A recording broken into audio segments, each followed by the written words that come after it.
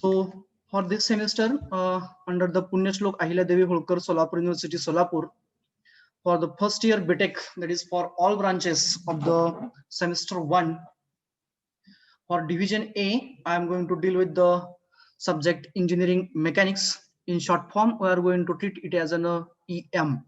Okay. या पहिल्या सत्रामध्ये म्हणजे पहिल्या सेमिस्टरमध्ये जो की सर्व ब्रांचेसला कॉमन असणारा सब्जेक्ट म्हणजे इंजिनिअरिंग मेकॅनिक्स तो आपण या सेमिस्टरला स्टडी करणार आहोत. Okay. For regarding the introduction part, myself Satyavan Jagdale. I have completed my MTech in Civil Hydraulic Engineering and right now I'm pursuing my PhD in Civil Engineering. Regarding the contact details, the mobile number I have shared here. This is my WhatsApp and Telegram number. You may note down this: 9730873511. Okay. Then the email ID is sd.coe.sweri.ac.in. Okay. Regarding the code number of our subject, it's C114. Okay. And as already I have mentioned, this subject is common for all the branches. Okay. Have you mentioned the name of the subject and have you taken the contact details? If yes, then we'll go for the next part. सर्वांनी आपल्या सब्जेक्टचं नाव लिहून घेतलेलं आहे का? I hope so all of you did the same. Okay. And already the CC has told you that you have to make the separate notebook of 200 pages for each and every subject. So I hope so you are having the separate notebook for our subject also. Okay. So now we'll discuss the syllabus of our subject and the examination scheme.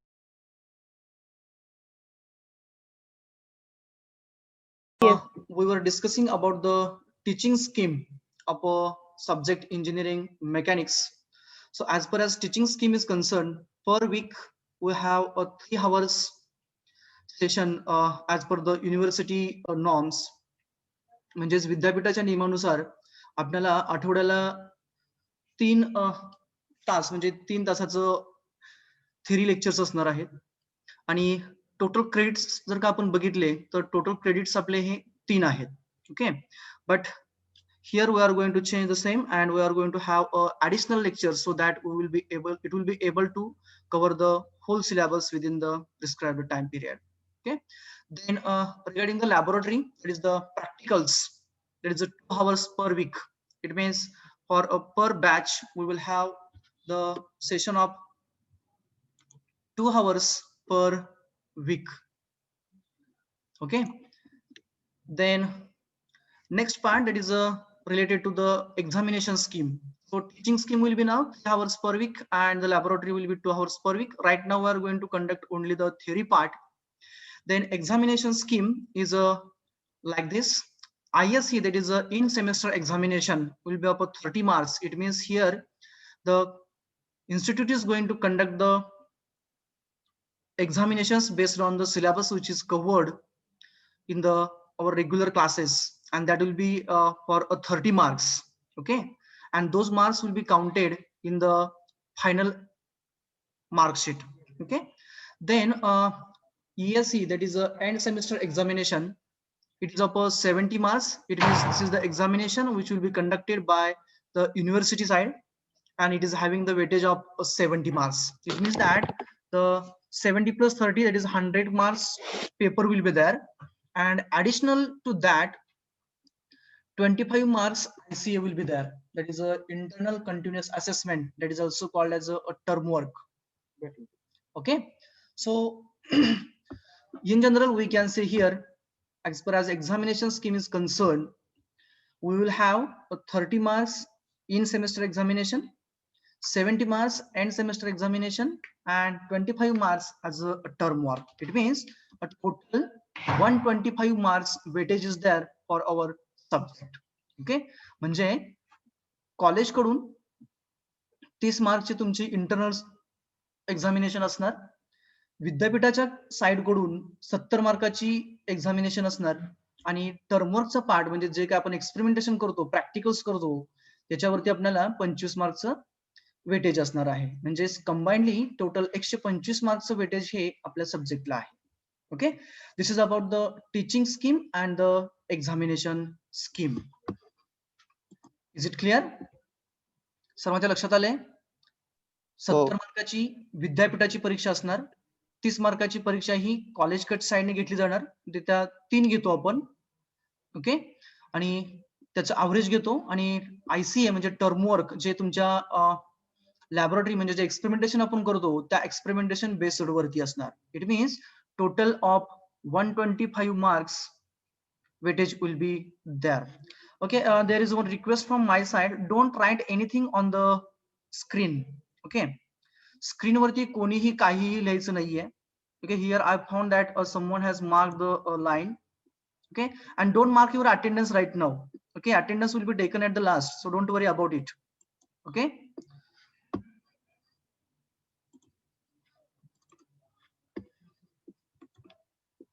then regarding now the syllabus of the subject, it is divided into the two parts, that is a section 1 and a section 2. For our subject, it is required to have a basic knowledge of physics, isn't it? Because the main concepts or the base of the subject is on the physics itself. So section 1 is related to the statics, whereas section 2 is related to the dynamics part. So statics, all of you are knowing that. What does it mean about? Static is nothing but the rest condition of the body or the object, we can say. Means whenever the object is at a rest, it's not moving at all, it's not changing its position, no rotation, no translation. In that case, we used to treat it as a static condition. And in mechanics, we are going to study about the various forces acting on the body or the object when the object is at a rest, and the effect of those forces on that object when the object is at a rest. So all the things or all the syllabi which is based on the section 1 is related to the static part. So first unit, that is about the resultant of a coplanar forces, which is having the weightage of 10 marks as per the university curriculum. जो आपला section 1 मधला पहिलं unit जे आहे ते म्हणजे resultant of coplanar forces आहे, ज्याचं विद्यापीठाचं जे वेटेज आहे ते 10 मार्काचं आहे. ओके, तर रिझल्टंट म्हणजे तुमच्या लक्षात आलेलं असेल, might be you have studied in the physics, that is a vectors and all those things, force, moment, momentum, couple, torque, then acceleration, velocity, etc, etc. So resultant is nothing but that force which used to produce a same effect that of number of forces acting on the body simultaneously. म्हणजे resultant म्हणजे काय असतो की असा एक force असतो की जो वेगवेगळे फोर्सेस बॉडीवरती ऍक्ट होत असताना त्यांच्यामुळे जो होणारा परिणाम आहे तो सेम परिणाम तो एकटा फोर्स करतो, त्याला आपण रिझल्टंट असं म्हणतो. Coplanar means what then?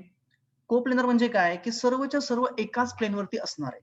Means if the lines of actions of all the forces lies in the same plane, then they are considered as a coplanar process. Okay, now we'll see the different heads of this first unit. So 1.1 includes basic units, okay, then SI units, then definition of the body, then rigid body, particle, scalar quantities, vector quantities, then idealization of engineering problems, then force, law of transmissibility of a force, moment of a force, couple, moment of a couple, resultant, parallelogram law of forces, then triangle law of forces, and polygon law of forces. This comes under the first bit, that is a 1.1. 1 stands for unit number 1 and 0.1 stands for the bit first bit under the first unit. So might be you are noting here that from the content which is shown over here, it is totally related to the basics of the subject. Okay, that is the basic units, SI units, then body, different types of the bodies, rigid body, plastic body, elastic body, different systems of the units, isn't it? It is MKS, SI, CGS, etc., etc. Then it turns to the, or it moves towards the force. Okay, then the law of the forces, different laws, those are used for finding the resultant force. That is a, that may be the law of triangle, law of parallelogram, etc., etc. Then the allied things related to the force, that is a laws, that is a transmissibility of the force, that is a law of transmissibility we used to say. Then moment of a force means how much rotation that force is going to produce to the body when we are going to hold the body at a particular point. Okay, so this is about the first bit, that is a 1.1. Then the second bit, that is a 1.2 under the same unit, that is nothing but the composition of coplanar, concurrent and non-concurrent forces. So here, so what does it mean about the composition? Composition is nothing but the combination in general. It means we are going to combine the force system acting on the body so that it will be get composed to the a single force. Means here we are going to replace the force system by a single force, that is a resultant. It means the addition of the forces component wise, that is x and y, we are going to over here in, that is a resolution, and after resolution we are going to add those components as per their directions and the magnitudes, and we are going to find a single force of that force system. That is nothing but the composition of a coplanar, concurrent and non-concurrent force system, isn't it? Then graphical methods, that is a vectors, we are going to study over here in once again.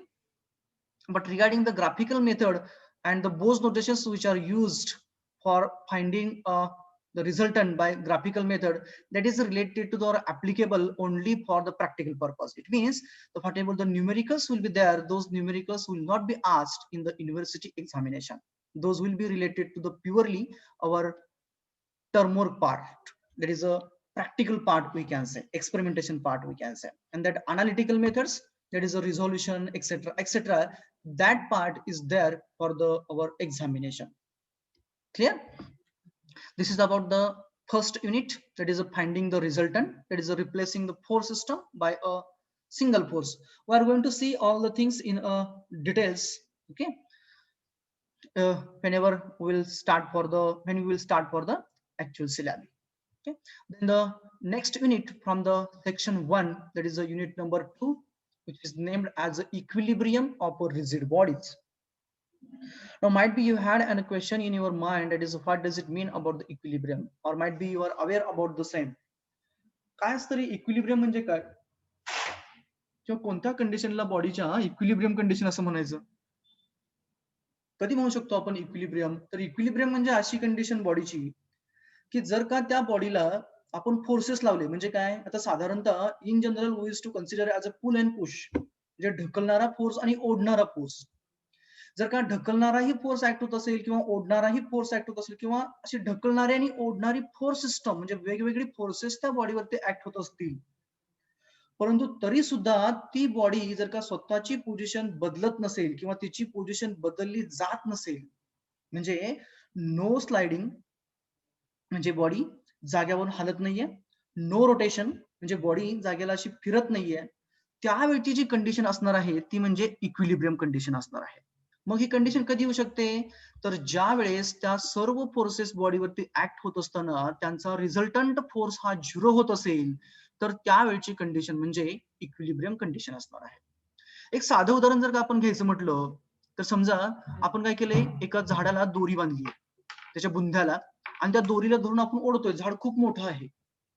मग त्या केसमध्ये काय होतं, ते झाड जागेने हलत नाहीये. म्हणजेच काय झालं, though we have applied the force on that stem of a tree, त्या झाडाच्या बुंध्यावरती आपण फोर्स लावला दोरीने, परंतु ते झाड अजिबात हललेलं नाहीये.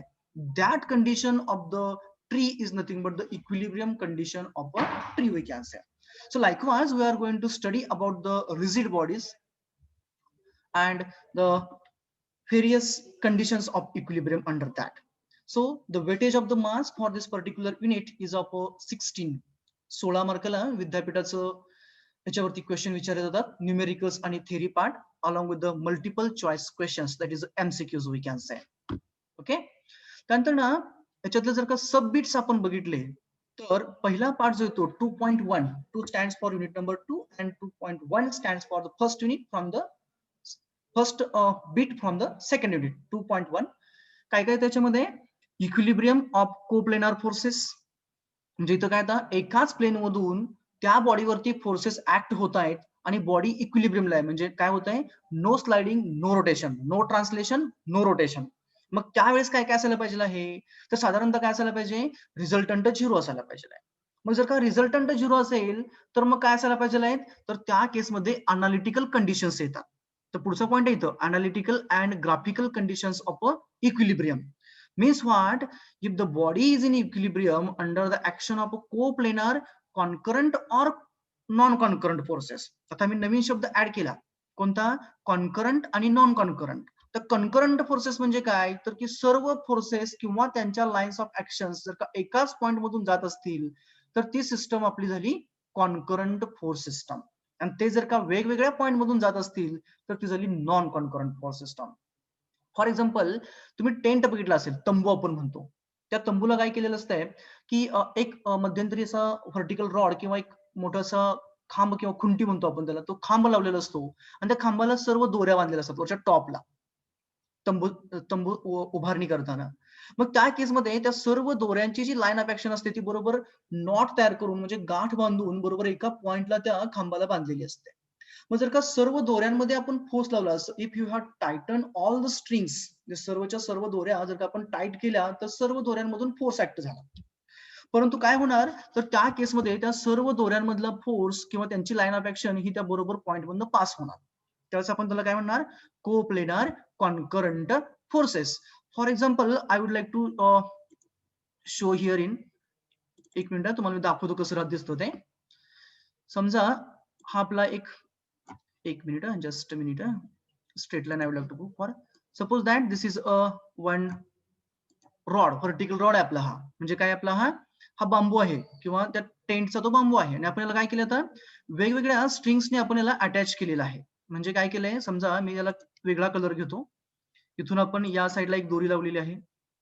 Okay, I would like to take as an force notation so that you will get the idea. म्हणजे काय, समजा या बाजूला आपण एक फोर्स लावला, हा suppose that this is a force F1, isn't it? त्यानंतर ना समजा आपण दुसरा एक फोर्स लावला, त्याला कुठे लावला, तो याच पॉइंटला, तिथंच नॉट बांधलेले आहे परंतु तो या साईडला घेतला. This is a force F2 and another one force I would like to take, suppose that this is a moving toward this side. So those are 3 forces now here in.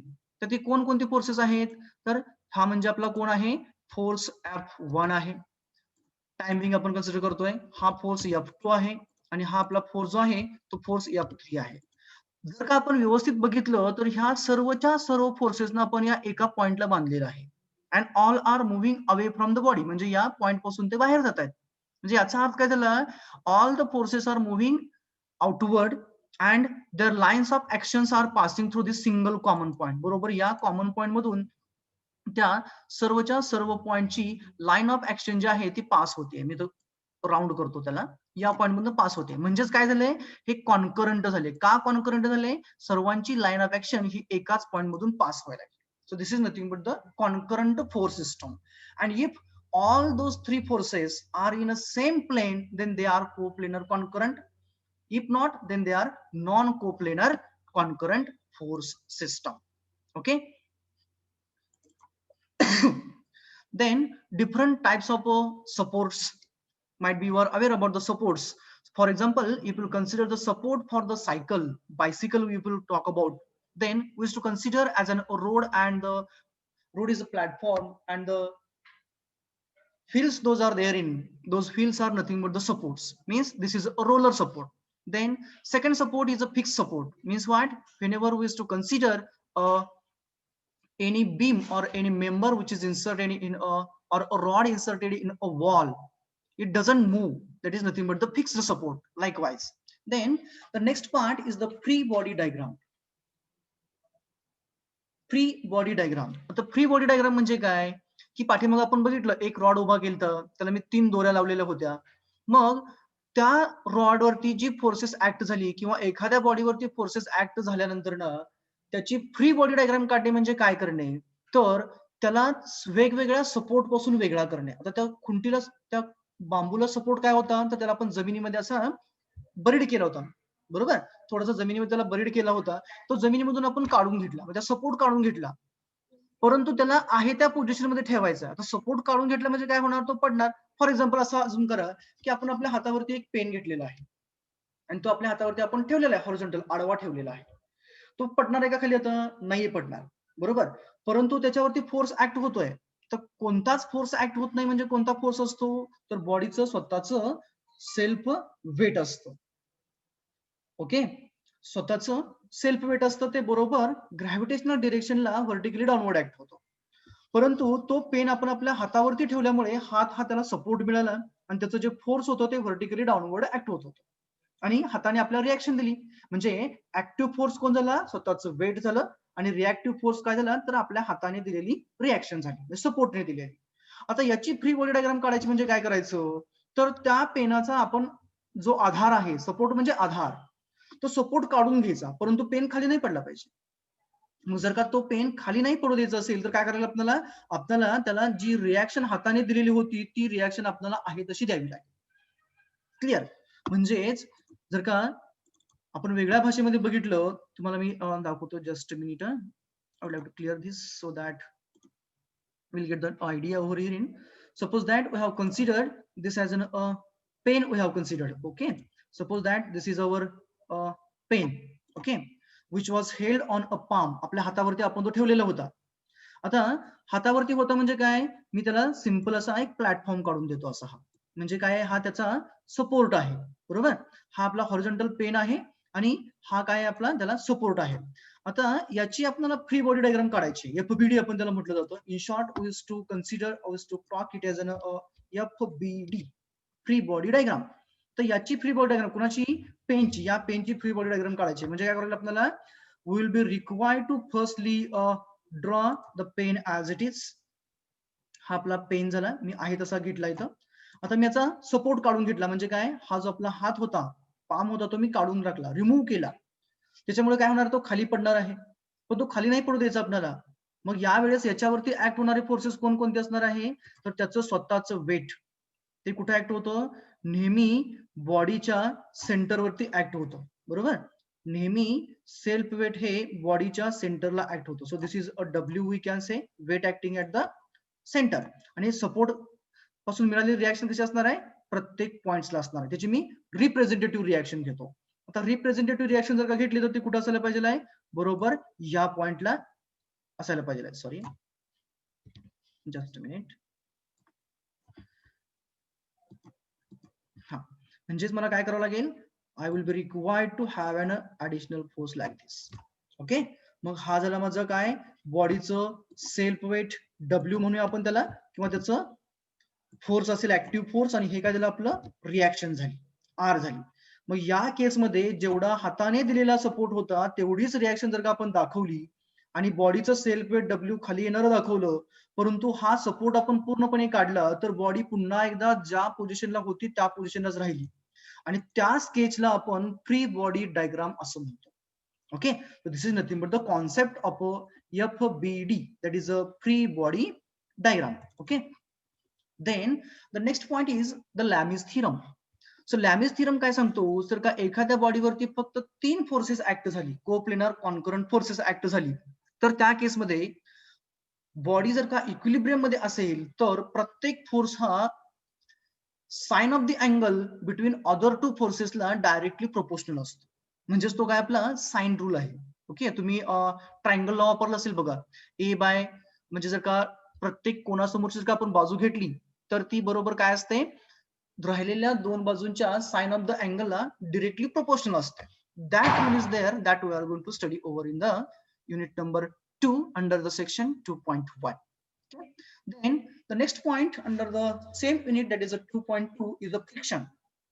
तर friction सर्वांना माहिती आहे, एखादा object ज्या वेळेस जमिनीवरून move होतो किंवा स्लाइड होतो त्यावेळेस फ्रिक्शन हे महत्वाचा रोल प्ले करतो.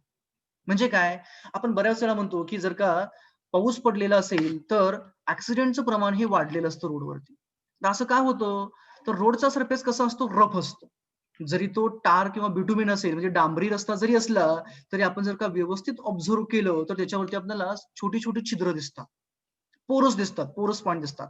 म्हणजेच काय झालेलं असतं तिथं, तर त्या पोर्समध्ये तो काय असतं, तो सरफेस जो असतो तो कुठेतरी म्हणजे अप अँड डाऊन असा असतो. म्हणजे काय असतं, की तो सरफेस हा स्मूथ नसतो, रफ असतो. तो रफनेस काय इंडिकेट करतो, तर फ्रिक्शन इंडिकेट करतो. परंतु पाऊस पडल्यानंतर काय होतं, पावसाचं जे पाणी असतं किंवा ऑइल वगैरे जर का किंवा ग्रीस जर का रोडवरती सांडला गेला ऍक्सिडेंटमध्ये वगैरे, तर काय होतं, तेवढ्या सरफेसवरती आपण काय म्हणतो, की तिथला सरफेस हा स्मूथ झाला किंवा स्लाइड व्हायला लागलं तिथं. त्या स्लाइड का होतं, तर तो ऑइल, तो ग्रीस किंवा पावसाचं पाणी त्या छोट्या छोट्या छिद्रांमध्ये बसून जातो आणि तो सरफेस पूर्णपणे स्मूथ होतो. मग सरफेस स्मूथ झाल्यानंतर काय होतं, त्याच्यावरती गाडीचं व्हील गेलं, म्हणजे चाक गेलं, जर का टायरचा कॉन्टॅक्ट त्याच्याबरोबर आला, तर त्याला ग्रिप मिळत नाहीये. आपल्या भाषेमध्ये त्याला ग्रिप मिळत नाहीये आणि त्याच्यामुळे काय होतं, ते जागेला घसरतं, स्लाइड होतं. मग ते घसरू नये म्हणून जो काही रफनेस असतो त्या सरफेसचा, तो रफनेस म्हणजे थोडक्यात काय झालं तर फ्रिक्शन झालं. ओके. मग त्याचे वेगवेगळे टाईप राहतात. तर टाईप म्हणजे कुठले कुठले झाले, तर डायनॅमिक फ्रिक्शन आहे, स्टॅटिक फ्रिक्शन आहे आणि लिमिटिंग फ्रिक्शन आहे. स्टॅटिक फ्रिक्शन म्हणजे काय, एखादा ऑब्जेक्ट रस्त्यावरती ठेवलेला आहे आणि आपण त्याला ओढतोय, खेचतोय आपल्याकडे, परंतु तो हलत नाहीये. म्हणजे तो त्याची पोझिशन बदलत नाहीये किंवा त्याच्या त्याच्या पोझिशनला बदलवण्यासाठी जेवढा फोर्स लावावा लागतो, तेवढा त्याच्यापेक्षा आपला लावलेला फोर्स हा कमी असतो. त्या केसमध्ये जी रिएक्शन जनरेट होते, ती रिएक्टिव्ह फोर्स किंवा ती रिएक्शन अलोंग द प्लेन जे असते, अपोजिट डिरेक्शन ऑफ मोशनमध्ये, ते म्हणजे आपलं स्टॅटिक फ्रिक्शनचं मॅग्निट्यूड राहतं. दुसरी कंडिशन काय राहते, की डायनॅमिक कंडिशन. डायनॅमिक कंडिशन म्हणजे काय, आता तुम्ही गाडी सुरू केलेली आहे, आपण लावलेला जो फोर्स आहे म्हणजे इंजिनचा आपण गिअर टाकलेला आहे, ऍक्सलरेट केली गाडी आणि पुढे चाललेली आहे. गाडी पुढे जात असताना सुद्धा काय होतं, की टायरचा सरफेस आणि रोडचा सरफेस ह्या दोघांच्या कॉन्टॅक्टमध्ये फ्रिक्शनल फोर्स म्हणजे रफनेसचा रोल राहतो. त्यावेळेस म्हणजे ऑब्जेक्ट किंवा ती व्हेइकल किंवा ती गाडी ज्यावेळेस मोशनमध्ये असते, मोशनमध्ये असताना जो रिएक्टिव्ह फोर्स किंवा फ्रिक्शन जे त्या टायरने फील केलं, ते म्हणजे झालं डायनॅमिक फ्रिक्शन. ओके. आणि लिमिटिंग फ्रिक्शन म्हणजे काय, की just on the Verge of motion. म्हणजे काय, रेस्ट कंडिशन मधून मोशन मध्ये येत असताना जी इम्पेंडिंग कंडिशन असते, त्या इम्पेंडिंग कंडिशन मधलं जे फ्रिक्शन असतं, त्याला आपण लिमिटिंग फ्रिक्शन असं म्हणतो. ओके. आपण हे सर्वच्या सर्व इन डिटेल मध्ये बघणार आहे. Just I am discussing as an overview, फक्त आयडिया लक्षात यावी, कॉन्सेप्ट थोडे थोडे लक्षात यावे म्हणून मी हे डिस्कस करतोय. ओके. त्यानंतर पुढचं काय, तर ते लॉज ऑफ फ्रिक्शन्स. आपल्याला माहिती आहे की F R is equals to mu असतं, बरोबर. म्यू आर असतं, म्यू एन किंवा म्यू आर म्हणतो, म्हणजे frictional force is equals to coefficient of friction into normal reaction असतं. Likewise we are having the same relationships. Then static and dynamic friction. Incline planes, म्हणजे जर का एखादा object आपण इन्क्लाइन प्लेन वरती ठेवला, तर तो स्लाइड होत असताना फ्रिक्शन कसं ऍक्ट होतं. आता याचं सर्वात बेस्ट एक्झाम्पल म्हणजे तुम्ही डम्पिंग बघितलं असेल, ट्रॅक्टरचं डम्पिंग असेल, मोठ्या टिपरचं डम्पिंग असेल, किंवा तुम्ही साधं आपलं बऱ्याच वेळा धान्याची उफणणी करताना बघितली असेल बघा. याच्यामध्ये धान्य घेतलं जातं. कशामध्ये, आपल्या सुपामध्ये धान्य घेतलं जातं आणि ते टिल्ट करून खाली सोडलं जातं. त्यावेळेस काय होतं, ते एका त्या सरफेसवरून म्हणजे त्या सरफेसवरून आतलं मटेरियल बरोबर स्लाइड व्हायला सुरुवात होते. त्यावेळची कंडिशन जी राहते ती म्हणजे आपण इन्क्लाइन्ड प्लेन्स वरून ग्रेन्स असतील किंवा ऑब्जेक्ट असेल, स्लाइड होत असताना त्याला किती फ्रिक्शन जनरेट होऊ शकतो आणि कोणतं मॅग्निट्यूड होतं किंवा ते बॅलन्स करायचं असेल तर आपल्याला काय करावं लागतं. Related to that the numericals we are going to look into the inclined planes. The next one is the ladders. Ladder म्हणजे शिडी. तुम्ही बऱ्याच वेळा बघितलं असेल की शिडीचा वापर हा भिंतींना कलर देणे किंवा घरामध्ये ट्यूबलाइट्स बसवणे, बल्ब्स बसवणे किंवा आणखीन बऱ्याचशा ठिकाणी झाडावरतून आंबे काढणे, नारळ काढणे, ह्या जनरल यूज साठी आपण लॅडरचा म्हणजे शिडीचा उपयोग करतो. पण आपण काय करतो शिडीला, जर का शिडी लावलेली असेल तर बऱ्याच वेळा जिथं आपण शिडी खाली जमिनीवरती ठेवतो तिथं थोडंसं खोदलं जातं आणि त्याच्यामध्ये बरोबर ती अँकर म्हणजे तिथं ती रुतवली जाते. का बरं रुतवली जाते, जर का आपण आहे तशी ती शिडी ठेवली, एक म्हणजे समजा आपण नारळ काढतो झाडाचे, नारळाला एक एक एंड तिचं लावलं आणि दुसरं एंड हे बरोबर आपण जमिनीवरती ठेवलं आणि आपण त्या शिडीवरती वरती क्लाइंब व्हायला लागलो, त्याच्यावरती चढायला लागलो. त्यास काय होतं, आपण जसं वर जाईल तसं ती शिडी बरोबर खालच्या प्लेन वरती म्हणजे नारळाच्या झाडावरून खाली घसरते आणि जमिनीवरून बरोबर आउटवर्ड डायरेक्शनला घसरून जाते, स्लाइड होते. मग ते जिथं जिथं स्लाइड होते तिथं तिथं फ्रिक्शनल फोर्स हा जनरेट होत असतो. मग अशा केसमध्ये जर का ती बरोबर इक्विलिब्रियम मध्ये ठेवून आपल्याला म्हणजे तिला घसरू द्यायची नाहीये, तर त्या केसमध्ये फ्रिक्शनल फोर्स जो जनरेट होतो तो आपल्याला इथं काढायचा आहे. That frictional force we are going to find over here in. Clear? त्यानंतर पुढचा पार्ट जो येतो आपला तो म्हणजे सपोर्ट रिॲक्शन्स. तर सपोर्ट रिॲक्शन म्हणजे काय? पाठीमागे मी सांगितलं तुम्हाला की आपण हातावरती पेन ठेवला, ही कंडिशन घेतली होती. आता हातावरती पेन ठेवल्यानंतर हात काय करतो? त्या पेनाला रिॲक्शन देतो. तोच पेन जर का आपण पाण्यावरती ठेवला तर काय होणार आहे? तर जर का तो आपण सर्व बाजूने टाईट केलेला असेल, एअर टाईट असेल, तर तो पाण्यावरती काय होणार? तरंगणार. म्हणजे आपल्या होडीसारखं, नावेसारखं, शिपसारखं, जहाजासारखं ते पाण्यावरती तरंगणार. परंतु ते जर का मेटल बॉडी असेल, आतून हॉलो नसेल, म्हणजे आतून पोकळ नसेल, तर ते काय होतं? पाण्यामध्ये बुडतो. मग ज्यावेळेस तरंगतं त्यावेळेस काय होतं? पाणी त्याला सपोर्ट देतं. बरोबर? त्याला सपोर्ट देतो म्हणजे काय करतो? रिॲक्शन देतो. जेणेकरून ते पाण्यामध्ये सिंक होऊ नये, बुडू नये. So likewise whenever we will have the roller support, fixed support, simple support, त्या केसमध्ये कोणत्या टाईपच्या रिॲक्शन्स येऊ शकतात आणि त्यांचं मॅग्निट्यूड काय असू शकतो ते आपण पाहणार आहोत रिलेटेड टू द बीम्स. आता बीम म्हणजे तुम्हाला माहितीये आपल्या घराचा जो स्लॅब असतो, घराच्या स्लॅबला आपल्या किंवा घर बांधताना बीम आणि कॉलम यांचं स्ट्रक्चर असतं. म्हणजे जर का आरसीसी असेल, रिइन्फोर्स्ड कॉन्क्रीट स्ट्रक्चर असेल, ओके, तर त्या केसमध्ये आरसीसी स्ट्रक्चर मध्ये म्हणजे ज्याला आपण फ्रेम्ड स्ट्रक्चर म्हणतो त्याच्यामध्ये काय राहतं? बीम आणि कॉलम राहतात. कॉलम म्हणजे उभा असणारा मेंबर आणि बीम म्हणजे आडवा. आडवा म्हणजे थोडक्यात कसं? स्लॅबच्या खालून जे आडवी जो मेंबर असतो त्याला आपण बीम म्हणतो आणि उभा मेंबर जो असतो त्याला आपण कॉलम असं म्हणतो. मग त्या बीमला सपोर्ट हा कॉलम वरती असतो. मग त्या बीम वरती जर का आपण लोड दिला, स्लॅब टाकला, तर काय होणार आहे? त्याच्यावरती लोड येणार. परंतु तो आपण कशावर ठेवला? तो आपण त्या साईडच्या कॉलम वरती ठेवला किंवा भिंतीवरती ठेवला. मग त्या भिंतीमधून किती रिॲक्शन त्याला जनरेट व्हायला पाहिजे आहे ते आपण पाहणार आहोत. त्यानंतर ना वेगवेगळे लोडचे टाइप्स असतात. कोणकोणते आहेत? Point load. पॉइंट लोड म्हणजे काय? तर हत्तीवरती मुंगी बसली म्हणजे पॉइंट लोड झाला किंवा पृथ्वीवरती हत्ती आहे, पॉइंट लोड झाला. क्लिअर? म्हणजे ज्या वेळेस लोड एखादा किंवा फोर्स बॉडीवरती ऍक्ट होत असताना ज्या एरियावरती ऍक्ट होतो त्या एरियावरती ऍक्ट होत असताना त्यांचा जो कॉन्टॅक्टिंग एरिया आहे कोणाचा? त्या बॉडीचा आणि त्या फोर्सचा. हा कॉन्टॅक्टिंग एरिया जर का ज्या बॉडीवरती ऍक्ट होतो त्या बॉडीच्या एरियापेक्षा खूप छोटा असेल तर त्याला म्हणायचं पॉइंट लोड. आणखी एक बेस्ट एक्झाम्पल म्हणजे जर का समजा आपण एखादी स्टिक घेतली, काठी घेतली आणि काठी आपण काय केली? जमिनीवरती ठेवून अशी त्याच्यावरती फोर्स लावला, दाब दिला. त्यावेळेस काठीचा एरिया आणि जमिनीचा एरिया, आता जमिनीवरती आपण ती काठी टेकवतोय म्हणजे जमिनीवरती आपण फोर्स लावतोय, बरोबर? तर जमिनीचा एरिया हा खूप मोठा आहे.